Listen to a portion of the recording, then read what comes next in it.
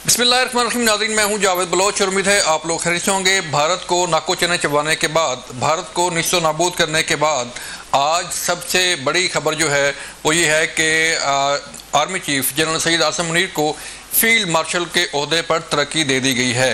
ये 5 star general के ओहदे पर तरक्की पाना न सिर्फ जनरल सैयद आसिम मुनीर के लिए एजाज़ है बल्कि पूरी कौम के लिए एजाज़ है। और वो उन्होंने अपना ये एजाज़ इस ओहदे पर इस ओहदा मिलने के बाद फील्ड मार्शल सैयद आसिम मुनीर का बड़ा अहम बयान जो है वो सामने आया और उन्होंने इस बयान में पहले तो अल्लाह ताला का शुक्र अदा किया और पूरी कौम का शुक्र अदा करने के बाद इस एजाज़ को उन शोहदा के नाम किया, उन गादियों के नाम किया, उन सिविलियन जो शहरी शहीद हुए थे, जो बच्चे शहीद हुए थे, जो ख़वातीन शहीद हुई थी, जो शहरी शहीद हुए थे, उनके नाम किया। पूरी कौम के नाम उन्होंने अपना एजाज़ किया। उन्होंने कहा है कि मेरे लिए ये काबिल फ़ख्र है कि मुझे आज इस ओहदे पर तरक्की मिली।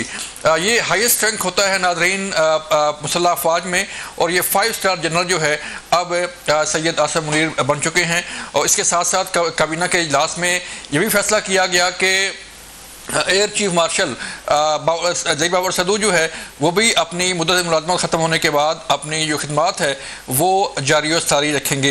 ये एजाज़ इसलिए दिया गया है कि army chief general Syed Asim Munir ने तीनों मुसल्लह अफ़वाज के साथ बेहतरीन कोऑर्डिनेशन की, बेहतरीन प्लानिंग के साथ जो है वो जंग लड़ी जिसे भारत, पूरी दुनिया जो है वो सदियों तक याद रखेगा कि उसे कहाँ कहाँ से मारा गया। ये वो वक्त था जब इंडिया ने जब अटैक किया पाकिस्तान पर, ब्रह्मोस मिसाइल जो है वो दागे, तो फिर फौरी जवाब दिया गया पाकिस्तान की तरफ से। और इस जवाब के, इस पूरे हमले की, इस पूरे जवाब की जो पाकिस्तान ने दिया उसकी खुद मॉनिटरिंग कर रहे थे जनरल सैयद आसिम मुनीर। और अब वज़ीर-ए-आज़म शहबाज शरीफ की तरफ से, सदर पाकिस्तान की तरफ से और पूरी काबीना की तरफ से उन्हें ये एजाज़ बख्शा गया है कि उन्हें फील्ड मार्शल के ओहदे पर तरक्की दे दी गई है। ये मुतफ़िक़ा फ़ैसला है सदर पाकिस्तान का, ये मुतफ़िक़ा फ़ैसला है पूरी कैबिनेट का, वज़ीर-ए-आज़म का कि आज उन्हें उनकी खिदमात के एतराफ़ में उन्हें फील्ड मार्शल के ओहदे पर तरक्की दे दी गई है। इसके पर बात करेंगे और फिर हम बात करेंगे कि जो सीज़ फायर हुआ है उसके बाद क्या हालात बनने जा रहे हैं। दोनों DGMOs की जो है वो बातचीत हुई है और जो फ़ौजें हैं वो मामूल की डिप्लॉयमेंट पे जो है वो आना शुरू हो जाएंगी चंद दिनों में। और 30 मई तक जो है तमाम दोनों तरफ की फ़ौजें, पाकिस्तान की भी और इंडिया की फ़ौज भी वापस अपनी अपनी जगह पर चली जाएंगी। ये बड़ी अच्छी खबर है अमन के लिए और जो अमन के लिए कोशिशें की जा रही हैं उसके लिए। और फिर ये बताया जा रहा है कि डायलॉग का सिलसिला भी शुरू हो सकता है जिसमें पानी समेत, दहशतगर्दी समेत और कश्मीर समेत तमाम इशूज़ पर तबादला ख्याल किया जाएगा। आज हमारे साथ प्रोग्राम में मौजूद हैं बैरिस्टर अकील मलिक, वज़ीर मुमलिकत बराए कानून इंसाफ। बैरिस्टर अकील जो है उस काबीना का हिस्सा थे जिस काबीना ने आज ये तारीखी फ़ैसला किया और सिपह सलार जनरल सैयद आसिम मुनीर को फील्ड मार्शल के ओहदे पर तरक्की दे देगी। बैरिस्टर अकील, बहुत शुक्रिया वक्त देने का। मुझे बताइएगा सर कि फील्ड मार्शल के ओहदे पर तरक्की पाना कितनी बड़ी खबर है और सैयद आसिम मुनीर ने अपने इस ओहदे पर अपनी इस तरक्की को जो है कौम के नाम किया है। बिस्मिल्लाहिर्रहमानिर्रहीम। जावेद साहब, बहुत बहुत शुक्रिया। देखिए, बिल्कुल पूरी कौम के लिए ये बड़े फ़ख्र की बात है कि जिस तरह, जिस जुर्रत का मुजाहिरा, जिस पूरे ऑपरेशन को लीड किया और दुश्मन को नाको चने चबाए और दुश्मन को मुंह तोड़ जवाब दिया, जिसमें ना सिर्फ पूरी कौम का बल्कि पूरी कौम का पूरी दुनिया में जो सर फ़ख्र से बुलंद हुआ है। तो मैं तो उसमें हालिया, अभी मैं एक दौरे पे था, मैं उसका भी थोड़ा सा जिक्र करना मुनासिब समझूंगा कि आप दुनिया कैसे देख रही है, कम से कम पाकिस्तान की इंटरनेशनल स्टैंडिंग और जो एक एडवेंचरिज्म के बाद इंडिया का जो हुआ, जो ये पूरी जंग वाली सिचुएशन थी, उसके बाद इंटरनेशनल लेवल पे पाकिस्तान को कितनी पजीराई मिली है और कितनी पाकिस्तान की इज्जत में जो है इजाफा हुआ है, वो भी मैं आपको थोड़ा सा चाहूँगा। लेकिन आज का ये फैसला बड़ा खुशाइन फैसला है। यकीन जाने, without thinking for even a split second, तमाम तर काबीना ने यूनानिमसली इस जो है इक़दाम को सराहा भी है और उसके साथ अफवाज पाकिस्तान की कुर्बानियाँ, उन गाजियों की जो जुर्रत है, जो शहदा की कुर्बानियाँ हैं और उसके साथ साथ जो आर्म फोर्सेस ने इस मुल्क का वक़ार बुलंद किया है, उसके लिए यकीन जाने कि हम उनके तहे दिल से मशकूर व ममनून हैं जो जुर्रत का मुजाहिरा किया। और स्पेसिफिकली जो हमारी एयरफोर्स है, नेवी है और आर्म फोर्सेस है, आर्मी है, जिस तरह जिस स्ट्रैटेजी के साथ, जिस एक ज़बरदस्त जो है जज्बे के साथ उन्होंने सीसा पलाई दीवार की तरह, जिस तरह बनियानम मरसूस इस पूरे ऑपरेशन का भी नाम था, और आयरन वॉल की तरह वो दुश्मन के सामने खड़े थे, अपनी कौम के मुहाफ़िज़, अपने लोगों के मुहाफ़िज़। उन्होंने जिस जुर्रत का, जिस वकार का एक मुज़ाहरा किया है, he is truly deserving. I must reiterate के ये एक ऑनरी रैंक है, ये कोई किताबों में रखने के लिए नहीं होते या ये किताबों में सजाने के लिए नहीं होते। ये वाक़तन ऑपर्चून मोमेंट थी जिसमें मेरे ख्याल से मोस्ट डिज़र्विंग जो कहा जाए तो कम होगा कि सिपा सालार ने जिस तरह इस ऑपरेशन को लीड किया, और आज वज़ीर आज़म ने बताया उस तमाम तर ऑपरेशन की रात के खदोखाल के फजर के बाद वो ऑपरेशन स्टार्ट किया गया, क्योंकि रात की तारीकी में ना तो हमारा मज़हब इजाज़त देता है और ना ही हमारी तहजीब इसकी इजाज़त देती है। और जिस तरह दुश्मन के चारों शान चित किए, दुश्मन को मुँह तोड़ जवाब दिया, तो उसमें जो वक़ार पाकिस्तान का बैनुल-अक़वामी सतह पे जिसकी पज़ीराई मिली है कि ना सिर्फ हमने एक मेजर्ड रिस्पॉन्स अपनी सालमियत को, अपनी नेशनल सिक्योरिटी को इंटैक्ट रखते हुए, अपनी टेरिटोरियल इंटेग्रिटी को इंटैक्ट रखते हुए जिस तरह दुश्मन को हमने एक जवाब दिया है, वो सदियों याद रखा जाएगा। मैं रिसेंटली आपके इस प्रोग्राम से, आपके इस तवज्जुह से मैं चाहूँगा, क्योंकि इस पूरी वॉर लाइक जंग की जो सिचुएशन थी उसके बाद जो अल्हम्दुलिल्लाह अल्लाह ताला ने करम किया और पाकिस्तान ने ये जंग फतह की, तो यकीन जाने मैं भी PUIC इस फोरम का नाम है, जो parliamentary union on organisation of Islamic council है, जो हमारे इस्लामी ममालिक हैं, उनकी कॉन्फ्रेंस थी जो जिसकी डेलीगेशन मैंने लीड की, और हम जकार्ता में थे पिछला हफ्ता, और उसमें तुर्की, अज़रबैजान, मलेशिया, इंडोनेशिया, उसके साथ दीगर जितने भी ममालिक हैं, सो कैमरून, नाइजीरिया और इवन के अल्जीरिया, मोरक्को, ये तमाम तर ममालिक, कतर, UAE, सऊदी अरेबिया, यकीन जाने हमारी सारी डेलीगेशन से ये आके ख़ुद मिले। उनके सदर जो इंडोनेशिया के सदर हैं, उनकी जो स्पीकर हैं, वो स्पेसिफिकली हमें मिली, और वो उन्होंने बड़ा इश्तियाक ज़ाहिर किया मुलाकात के लिए, और इसकी और कोई वजह नहीं थी, पाकिस्तान की हालिया कामयाबी थी जो पाकिस्तान ने भारत के ख़िलाफ़ जंग जीती है।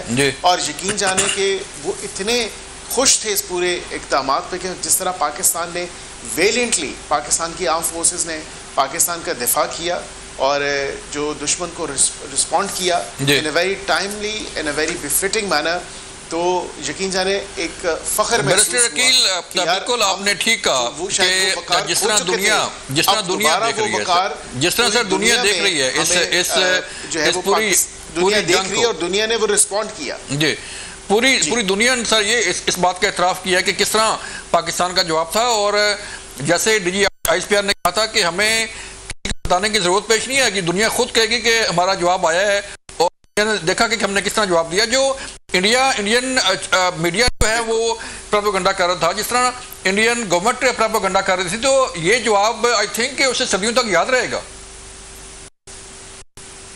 बिल्कुल आपने दुरुस्त कहा कि ये सदियों तक याद रहेगा, और जिस तरह उनकी एक खुशी की लहर थी, तमाम तर इस्लामी बरादर ममालिक थे, और उसमें स्पेसिफिकली मैं अगर जिक्र करूँ तो तुर्की और अज़रबैजान, वो देखें चाइना इस फोरम का हिस्सा नहीं था, लेकिन चाइना और उसके साथ दीगर अमेरिका ने या दीगर जितने ममालिक हैं, हम उन सब के शुक्रगुजार हैं, उन सब के तहे दिल से मशकूर ममनून है। लेकिन जो साथ वो कहते हैं ना पहले पैरों में, जो हमारे साथ तुर्की, सऊदी अरेबिया, UAE, अज़रबैजान और ये जितने दीगर इस्लामी ममालिक जिनका मैंने नाम लिया, जो सीसा पलाई दीवार की तरह पाकिस्तान के मौक़िफ़ के साथ, पाकिस्तान के साथ खड़े थे, उसकी यकीन करके कोई मिसाल नहीं मिलती। और पाकिस्तान क्योंकि हक पे खड़ा था, सच पे खड़ा था, सच के साथ था, उन्होंने बहुत अप्रिशिएट किया। उन्होंने कहा ये आप मास्टर स्ट्रोक था जो आपने तहकीकात का कहा, क्योंकि आप कुछ छुपाना नहीं चाहते, और जो इंडिया ने या भारत ने या उसकी हुकूमत ने या उसकी लीडरशिप ने बुज़दिली का मुज़ाहिरा किया, जो वो अपने नाकाम बयानिए के पीछे छुपने की उन्होंने कोशिश की, वो उसकी मिसाल कहीं नहीं मिलती, और उनका बयानिया ज़मीन बोस हो चुका है। यकीन करें कि वहाँ पे इतने गर्मजोशी से, और मुझे तो सो मैं आपको ये बताऊँ कि 2-3 दोस्त ममालिक ऐसे थे जिन्होंने बहुत ज़्यादा जो है इस चीज़ को अप्रिशिएट किया, और गले लगाया और एक गर्मजोशी का जो एक आलम था, जो एक समा था, वो देखने वाला। लेकिन बैरिस्टर अकील, अब जारी बात है, जब ये सीज़फायर हो चुका है और अब बात हो रही है डायलॉग की, तो आप काबीना का हिस्सा भी थे, और क्या स्ट्रेटजी क्या है पाकिस्तान की, पाकिस्तानी गवर्नमेंट की, कि अब इस डायलॉग को जो है वो कैसे आगे बढ़ाया जाएगा? क्योंकि हमारा जो है मसला कश्मीर बड़ी कामयाबी है कि वो एड्रेस हो रहा है, हमारा पानी का मसला एड्रेस हो रहा है, हमारी क्रॉस बॉर्डर टेररिज्म जो है वो एड्रेस होगी। तो स्ट्रेटजी क्या है गवर्नमेंट की कि इस डायलॉग में कामयाबी के लिए क्या मज़ीद इक़दाम किए जा रहे हैं? देखिए, कश्मीर के और कश्मीरियों के खिलाफ जो जारियत भारत कर रहा है, उसका तो हमने इस फोरम पे भी, ये जिस फोरम पे मैं अभी जिक्र किया, as it is Jakarta declaration में इसकी जो है वो आपको नज़र आएगा कि वहाँ पे एज इट इज़ जो मसला कश्मीर है, मसला कश्मीर का जो हल है, जो उसकी उनका एक राइट टू सेल्फ डिटर्मिनेशन है, और उसके साथ साथ गज़ा और फ़लस्तीन के ऊपर भी जो पाकिस्तान का मौक़िफ़ था वो हमने इंटरनेशनल फोरम पे पेश किया, और उसमें एक लफ्ज़ भी इधर से उधर नहीं किया गया। पाकिस्तान का मौक़िफ़ एज इट इज़ तस्लीम किया गया, और वो अब तारीख़ का एक हिस्सा है। यहाँ पे मसले कश्मीर के ऊपर जिस तरह आपने देखा, वज़ीर आज़म ने एक डेलीगेशन जो है वो इंटरनेशनल वर्ल्ड कैपिटल्स में भेजेंगे।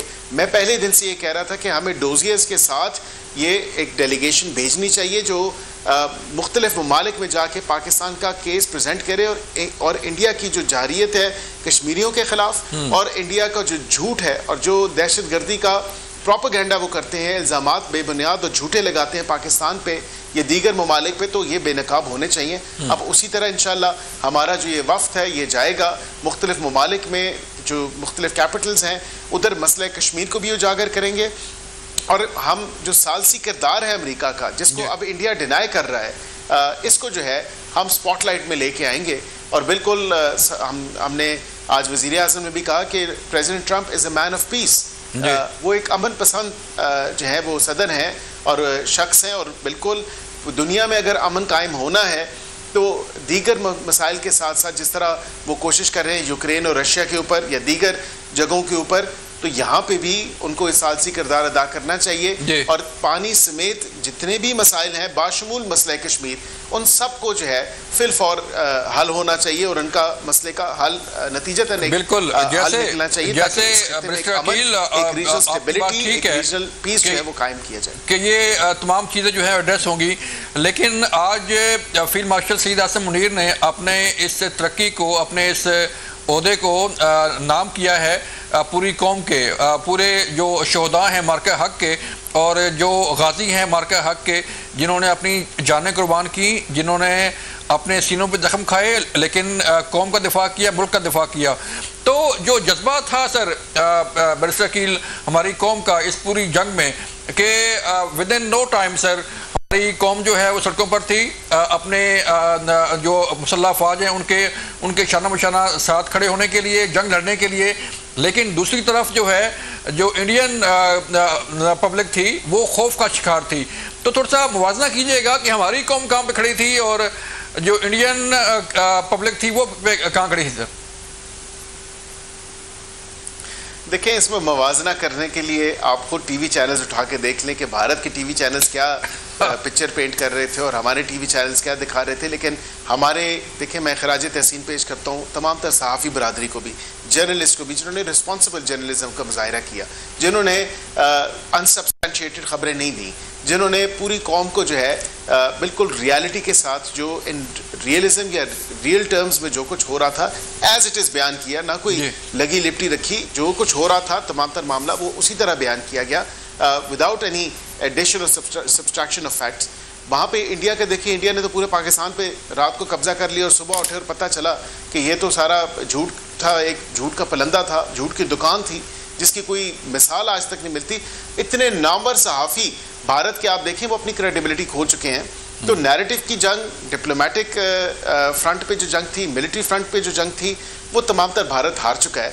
और अगर मवाजना करें तो ये इतनी रेजिलियंट नेशन है पाकिस्तानी, यकीन करें मेरे से कई यहाँ पे जो डिप्लोमेटिक कम्युनिटी में जो दीगर ममालिक के सफरा हैं या मंदूब हैं, वो भी सवाल करते हुए कहते हैं ये हमें समझ नहीं आती कि पाकिस्तानी क्या कैसी कौम है कि it only took one incident इसने पूरी कौम को इकट्ठा कर दिया। ऐसे ही है। ये कैसे पॉसिबल हुआ? तो मैंने इनको कहा कि जी हमारी कौम जो है वो नेशनलिस्ट हैं, हम लोग पाकिस्तानी पहले हैं, बाकी दीगर चीजें बाद में हैं। तो पाकिस्तानियत जो है वो हमें हमारे अंदर रिफ्लेक्ट करती है, और ये पाकिस्तानियत ही है क्योंकि इस मुल्क को हमने बहुत ज़्यादा कुर्बानियों के बाद हासिल किया है।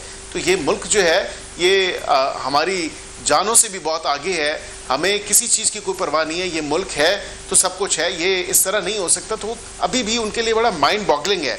जावेद साहब, मैं आपको ये यकीन करें कि इस पूरी जंग के दौरान भी कई सफ़ीर राब्ते में थे और कई डिप्लोमेट्स, तो वो ये पूछते थे कि ये क्या पॉइंट ऑफ नेशनल यूनिटी क्या है, कि आपके तो इतनी इंटरनल डिवाइड है, इतनी आपके अंदर जो है वो मुख्तलिफ फैक्शंस हैं, कि पॉलिटिकल डिवाइड है, दीगर डिवाइड्स हैं आपके अंदर, तो ये एकदम यूनिटी कैसे आ गई आपके अंदर? तो फिर मैंने उनको बताया, मैंने कहा जहाँ पे पाकिस्तानियत है वहाँ पे फिर जो है वो जगानगत है, और हमें बिल्कुल बहसियत कौम, बहसियत नेशन जो है इस पे किसी किस्म का कॉम्प्रोमाइज़ नहीं है। पाकिस्तान हम सब के लिए मुकद्दम है और सबसे पहले है, बाकी सारी चीज़ें बाद में हैं। तो अभी भी वो एक I think fact finding mission पे हैं कि ये किस तरह पॉसिबल हुआ, लेकिन इसमें सिंपल एक ही जवाब है कि जब पाकिस्तान का मतलब क्या, ला इलाहा इल्लल्लाह, और इस कलमे के नीचे हम सारे मुत्तहिद हैं और मुत्तफिक हैं और पाकिस्तान के साथ हैं, तो इससे आगे कोई आपको कोई ना कुछ ढूंढने की ज़रूरत है, ना कुछ सर्च करने की ज़रूरत है। लेकिन ये चीज़ जो कौम के नाम की field marshal general Asim Munir साहब ने, ये देखें, ये एक बड़ापन होता है कि जो उनके सैक्रिफाइसेस हैं, जो आर्म फोर्सेस के सैक्रिफाइसेस हैं, जो एयरफोर्स नेवी के सैक्रिफाइसेस हैं, जो सीसा पलाई दीवार की तरह वो हमारे साथ खड़े थे, हमारी प्रोटेक्शन के लिए खड़े थे, दुश्मन के आगे खड़े थे, उन्होंने ये भी कौम के नाम किया। तो यहाँ पे तो मतलब मैं आपको क्या मिसाल दूँ, यहाँ पे तो पहले हिस्टोरिकली या तारीखी तौर पे देखें तो फरमाइशी प्रोग्राम थे। क्या फरमाइशी प्रोग्राम थे? आप ये पूछेंगे कि ये पहली दफ़ा हुआ है कि एक डेमोक्रेटिकली इलेक्टेड गवर्नमेंट जो है उसने पूरी काबीना का यूनानिमस डिसीजन था, और उन्होंने ये डिसाइड किया कि ये he is truly deserving of this, not because of anything else, but because of his services towards his country, towards the nation, और जो उन्होंने कौम के लिए किया, जो उन्होंने पाकिस्तान के लिए किया, it's truly deserving। बिल्कुल बैरिस्टर अकील, बहुत शुक्रिया हमें वक्त देने का। बिल्कुल आपकी बात ठीक है कि हमारे इत्तेहाद का एक ही नाम है, वो है पाकिस्तान। मुझे यहाँ पे लेनी है एक ब्रेक, मिलते हैं ब्रेक के बाद। वेलकम बैक नाज़रीन, हम बात कर रहे हैं कि पाकिस्तान की कितनी बड़ी फतह है, और पाकिस्तान अब फर्ती सतह पर जो है उसकी जो मसला कश्मीर है, पानी का मसला है, टेररिज्म का मसला है, वो कैसे उजागर करना है, और सीज़ फायर से आगे क्या हो सकता है, इस पर बात करने के लिए मैं ज्वाइन किया है मेरे जनरल रिटायर्ड सबरेज सालिक साहब ने। जनरल साहब, बहुत शुक्रिया वक्त देने का। और हमें ज्वाइन किया है अली सरवर नकवी साहब ने, आप साबिक सफ़ीर हैं। अली सरवर साहब, आपका शुक्रिया वक्त देने का। जनरल साहब, मैं आपकी तरफ आता हूँ सर। एक तो हिस्टोरिक मोमेंट आज की कि पाकिस्तान ने जो सबक सिखाया है अपने दुश्मन को, वो तो सदियों याद रहेगा ही रहेगा, लेकिन आज पूरी कौम की जो नुमाइंदा फेडरल कैबिनेट है उसने army chief general Syed Asim Munir को फील्ड मार्शल के ओहदे पर तरक्की दे दी है। इसको सर किस तरह देखते हैं? अब इस मौजूदा सिनेरियो में कितनी अहमियत है इस ओहदे की, और कितना बड़ा फैसला है ये सर? देखिए, मैं तो सबसे पहले ये कहना चाहूँगा कि ये उसी कंटिन्यूएशन है उसी चीज़ की जो पाकिस्तान ने एक बहुत बड़ी कामयाबी हासिल की और अपने दुश्मन के दांत खट्टे किए, उसको धोल चटाई। तो उसी की कंटिन्यूएशन है कि उसमें जो दो मेन हमारे लीडर्स थे, चीफ ऑफ आर्मी स्टाफ और एयर चीफ, दोनों को जो है वो एक को तरक्की दी गई रैंक पे, फील्ड मार्शल बनाया गया, और दूसरे जो है उनको उनकी सर्विस को कंटिन्यू किया गया है, उनकी कंप्लीशन ऑफ सर्विस पे। तो मेरा ख्याल है it's a good reward for good leadership and good performance in ये जो है ये जो मार्का मारा हुआ है इंडिया के खिलाफ। और इससे मैं समझता हूँ कि फौज का मोराल, एयरफोर्स का मोराल मजीद बेहतर होगा, और मेरी ये विश और डिज़ायर होगी कि मुल्क में जो पॉलिटिकल इंस्टेबिलिटी है उसमें कोई कमी आए इस कदम से। जी जी जी, इस तरह सर। और दूसरा सर, ये जो सीज फायर हुई है और अभी डीजी अमोज की भी बात हो रही है, इसको एक्सटेंड भी किया गया है, तो आप समझते हैं ये सीज फायर जो है वो कायम रहेगा? क्योंकि वो कहते हैं कि ये ऑपरेशन संदूर जो है वो पार्ट 2 भी होगा, और पता नहीं मुख्तलिफ किस्म की धमकियाँ, गिदर भमकियाँ जैसे वो पहले दे रहे थे। देखिए, एक उनका जो अपना बहुत बड़ा इशू है अपनी पब्लिक ऑडियंस, जो उनके लोकल पॉपुलेस है, उनमें एंजाइटी है, फ्रस्ट्रेशन है। वो बहुत नाखुश थे इस डेवलपमेंट के ऊपर, क्योंकि उन्हें भी पता है कि किस तरीके से इंडिया को अजीमत उठानी पड़ी, एम्बैरेसमेंट हुई। उनको सेटिस्फाई करने के लिए ये इस तरह के नारे मार रहे हैं, गिद्दड़ बकरियां मार रहे हैं, फॉल्स जो है ना वो नैरेटिव्स बना रहे हैं। मेरे नज़दीक, मेरी असेसमेंट में मैं शुरू से कह रहा हूँ कि ये सीज फायर रहेगा। उसकी वजह ये है कि हम आर्मी में कहते थे कि you never reinforce a failure. India जो फेल हो चुका है, इंडिया ने वो कामयाबी हासिल नहीं की अपने जो उसके ऑब्जेक्टिव्स थे उसमें। तो एक तो ये पॉसिबिलिटी है कि after pretty long, like 1 year, 2 years, उसके बाद एक और अल्लाह ना करे एक ऐसा साइकिल हो जब तक वो अपनी डेफिशिएंसीज पूरी कर लें और फिर दोबारा से इसी तरह फॉल फ्लैग ऑपरेशन और वो पाकिस्तान के ऊपर ट्राई शुरू कर दें। लेकिन इस दफा जिस तरह की उनकी क्रेडिबिलिटी का इशू है, बहुत सीरियस डेंट पड़ा है, पूरी दुनिया उनके जो है ना वो नैरेटिव को मानने के लिए तैयार नहीं थी। तो मेरा ख्याल है कि इंडिया को अकल के नाखून आ चुके होंगे और दोबारा इस तरह की चीज नहीं होगी। वो जो जख्म लगाए हैं हमने वो अभी ताज़ा हैं। ठीक है, अभी ताज़ा जी सर। अली सरवर साहब, मैं आपकी तरफ आता हूँ सर। जो अब सर डायलॉग होने जा रहे हैं सीज फायर के बाद, जो है अभी मरला है डायलॉग का, और नेचुरली पाकिस्तान को जिस तरह सफारती सतह पे जो है कामयाबी हासिल हुई है, ज़मीन पे फ़िज़ा में हमने कामयाबी हासिल की है, तो सर किस तरह ये नैरेटिव मज़ीद बिल्डअप हो सकता है? किस तरह दुनिया को बताया जा सकता है कि मसला कश्मीर का हल हो, पानी का मसला हल हो, दहशतगर्दी का मसला हल हो सर? देखिए, ये अभी तो डायलॉग का स्टेज नहीं आया है, और ये इंडिया बहुत चालाक, भारत बहुत चालाक और बहुत ही अनरिलायबल, गैर जिम्मेदार मुल्क है। तो अब हमें देखना है कि वो डायलॉग पे कब आते हैं, क्योंकि अभी तो सीज फायर देखिए ना, पहले जब DGMOs की मुलाकात हुई है उस वक्त बात हुई थी कि किसी न्यूट्रल प्लेस में, न्यूट्रल जगह पे दोनों मुल्क के वफूद बात करेंगे। वो उसको भारत ने DGMO के लेवल पे कर दिया। तो अभी हमें देखना है कि वो डायलॉग पे कब आते हैं, और हम जाहिर है अपने मौक़िफ़ को बताएंगे। ये हमारा मौक़िफ़ जो है वो वाज़ेह है, हम कंसिस्टेंट हैं, हमेशा हमारा यही मौक़िफ़ रहा है कि कश्मीर का मसला हल होना चाहिए, 3 मुआहदे की पूरा एहतराम होना चाहिए, उसके सारे शिकों की इम्प्लीमेंटेशन होनी चाहिए, और ये दुनिया को बताया जाएगा और बताया जा रहा है।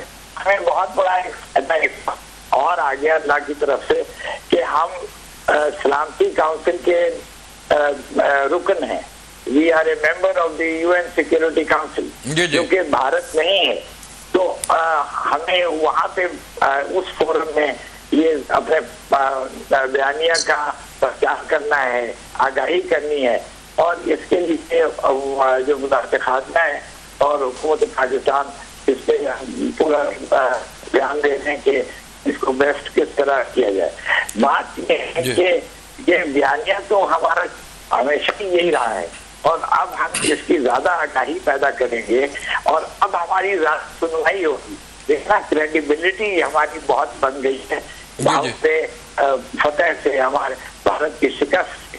तो अब ये जो हमारा मौक़िफ़ है उसको लोग बड़े संजीदगी से देखेंगे और भारत से कहेंगे कि भाई ये मसले हल करें। और पहली बार हुआ सर अली सरवर, ये पहली बार हुआ है कि दुनिया को जो है वो भारत का झूठ लगा है, उन्होंने भारत की बात नहीं मानी और उन्होंने कहा है कि तुम झूठ बोल रहे हो। जी, यही तो बात है, और ये हमारी बड़ी कामयाबी है कि हम अब भारत के बयानिया को हम रद्द कर दिया है, और वो इस तरह की हमने ताकत दिखाई है, हमने उनके जहाज में है। जी जनरल सलक साहब, जिस तरह ये अपना जंग हुई है और हमने साइबर वारफेयर की जो है वो पहली दफ़ा ये इस्तेमाल हुआ है, शायद दुनिया में जो है वो पहली साइबर वारफेयर है, और जिस तरह हमने रिस्पॉन्ड किया है, और DGISPR के अल्फाज मुझे याद आ रहे हैं कि अब तुम हमारे जवाब का इंतज़ार करो। तो फिर उन्होंने कहा था कि हमें बताने की ज़रूरत पेश नहीं आएगी, कि हमारे मीडिया को बताने की ज़रूरत पेश नहीं आएगी, हमारे अवाम को या हमें किसी किस्म के प्रोपेगेंडा की ज़रूरत पेश नहीं आएगी। जैसे भारत कह रहा था कि हमने इस्लामाबाद तबाह कर दिया, खुदा न खास्ता कराची तबाह हो गया, लाहौर बंदरगाह तबाह हो गई। सर देखिए, मैं ये समझता हूँ कि बहुत बड़ी कामयाबी थी। मैं अक्सर ये बात कर रहा हूँ कि 4 सिंबल्स ऑफ प्राइड थे इंडिया के। एक राफेल, एक S-400, दूसरा साइबर कैपेबिलिटी और चौथा एयरक्राफ्ट कैरियर। इन चारों में से 3 जो है जो मैदान में थे उनमें तो हमने उनको खाक में मिला दिया। एक जो है वो भाग गया, एन वक्त पे ऊपर भाग गया, जो कि एयरक्राफ्ट कैरियर था। वेराज हमने राफेल को गिरा दिया पहले घंटे में ही हॉस्टिलिटी शुरू होने में, और इसके अलावा S-400 को हमने ज़मीन बहुत किया। और जो उनकी साइबर कैपेबिलिटी थी, जिसके बारे में वो बहुत फख्र करते थे कि हमारे पास बहुत टेक्निकल वो है, और उस पर भी हमने उन्हें बुरी तरीके से बात दी। तो मेरे नज़दीक ये बहुत ही जो टेक्नोलॉजी डोमिनेटेड कॉन्फ्लिक्ट था, जो कि पहले 3-3.5 घंटे में उसकी बहुत सारी डायरेक्शन जो है ना वो मुतय्यन हो चुकी थी। और जितने भी इसके राउंड्स हुए हैं तमाम में पाकिस्तान ने उसको जो है वो इंडिया को धूल चटाई है। तो मैं ये समझता हूँ कि बहुत बड़ी कामयाबी थी। और जैसे DGISPR ने कहा था कि दुनिया को पता चलेगा, और ये हकीकत है कि दुनिया को पता चला है कि हमने उनके 4 जो सिंबल्स ऑफ प्राइड थे उनमें से 3 जो थे वो हमने खाक में मिलाए। जी ठीक है जनाब सालेक अली सरवर साहब हमारे साथ रहिएगा। यहाँ पे लेते हैं ब्रेक के बाद मिलते हैं। वेलकम बैक नाज़रीन। अली सरवर साहब, डोनाल्ड ट्रंप साहब जो है उन्होंने इंटरवीन किया और इंडिया की रिक्वेस्ट पर, जब जैसे जनरल सालेक बता रहे थे कि हमने उसे निस्तो नाबूद किया, और जो उनका गरूर था, जो फ़ख्र था, उसको जब तबाह होते उन्होंने देखा तो फिर वो भागे अपने अमेरिका के पास और उन्होंने रिक्वेस्ट की कि सीज़ फायर करवाया जाए। तो सर अभी जो अमेरिका का किरदार है इस सीज़ फायर में, आप समझते हैं कि ये कंटिन्यू करेगा, ये डायलॉग पे भी असर अंदाज होगा जो दोनों मुमालिक के दरमियान होंगे? या ये कंटिन्यू इसलिए करेगा कि अमेरिका में और ट्रंप की सोच में ये इंडिया पाकिस्तान, भारत और पाकिस्तान के दरमियान जंग उनके मकासद के खिलाफ है। नहीं चाहते कि जनूबी एशिया में जंग छिड़े, क्योंकि उनके बड़े मकासद जो है वो चीन से टक्कर लेने के हैं, फिर रूस को अपनी तरफ माइल करने का है। तो वो जो ब्रॉडर जियोपॉलिटिकल कंसिडरेशंस हैं उसमें there is no scope for war between India and Pakistan. तो इसलिए चाहता कि हम लोग मजीद इसमें मुलविस रहें। तो नतीजतन भारत के ऊपर दबाव उनका होगा कि वो टॉक्स करे, फिर हम जाए, वो जब घेरे जाएंगे तो हमारे पास आएंगे तो हम उनसे कह सकते हैं कि कश्मीर का मामला हल होना जरूरी है, क्योंकि सारी मसाइल का जड़ जो है कश्मीर है। ये सारा कुछ जो हो रहा होता है ये भारत और पाकिस्तान के दरमियान, इवन LOC पे जो शूटिंग होती है, फायरिंग होती है, वो सब कश्मीर से रिलेटेड है। तो कश्मीर का मसला हल करें। दूसरे, पानी का मसला बहुत अहम है। अव्वल तो उन्होंने जो कहा है कि सिंध-ताश मुआहदा जो है वो सस्पेंड हो गया, ये सस्पेंड हो ही सकता है। ट्रीटी के तहत ये कोई प्रोविजन नहीं है। उनको अगर उनको कोई तकलीफ है, कोई कंप्लेंट्स हैं, तो उनको वर्ल्ड बैंक जो कि गारंटर है, जो कि जामिन है इस मुआहदे का, उसके पास जाएं और उसके कहे कि पाकिस्तान से टेकअप करें। तो वो प्रोसेस हो सकता है, लेकिन और हम उसके लिए भी जवाब देने को तैयार हैं। लेकिन ये जो सस्पेंशन है ये तो बिल्कुल नहीं हो सकता। ये कैसे उन्होंने कर ली?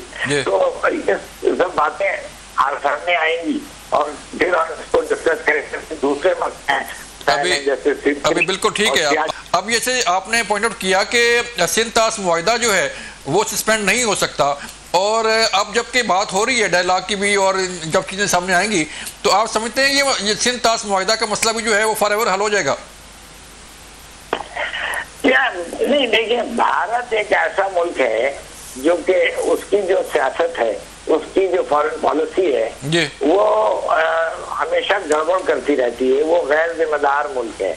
मेरे एक सीनियर कॉलीग थे, अब अल्लाह बख्शे, अब्दुल सत्तार साहब, जो कि वजीर खारजा भी थे, तो उन्होंने कहा था, वो भारत में बहुत अरसे सफीर भी रहे पाकिस्तान के, उन्होंने कहा था कि भारत से हम दोस्त नहीं बन सकते हैं, सिर्फ ये है कि भारत को कंटेन करना और उसके प्रॉब्लम्स को कंट्रोल करना वो मुमकिन है और वो हो सकता है। तो हमें ये रखना चाहिए क्लियर आइडिया कि भारत से दोस्ती वोस्ती नहीं हो सकती है, लेकिन भारत हमसे ज्यादती न करे, हम इस चीज को रोकेंगे और उसको हम पूरी तरह अपोज करेंगे, और अगर मिलिट्री लेवल पे है तो हम फौज में जो मिलिट्री रिस्पॉन्स रिटेलिएशन भी करेंगे।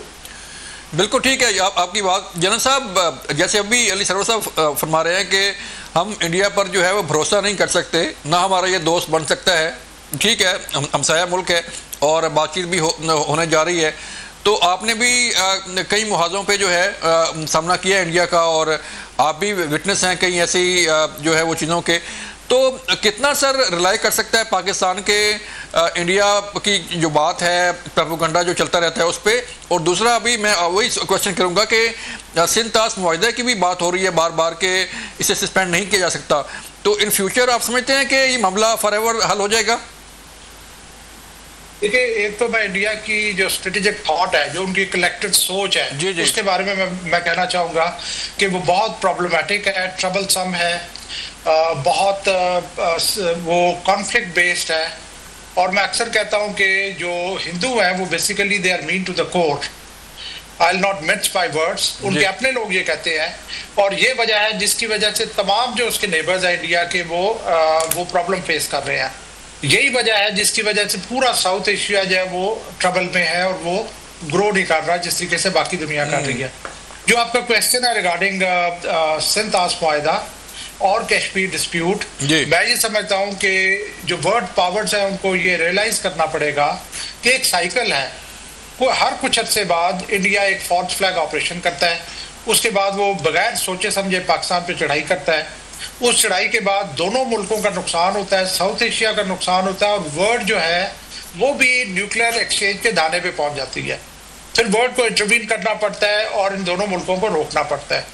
तो इस सारी चीज का, पूरे इस मैट्रिक्स का जो क्रक्स है, जो फाउंडेशन है, वो कश्मीर डिस्प्यूट है। जी जी।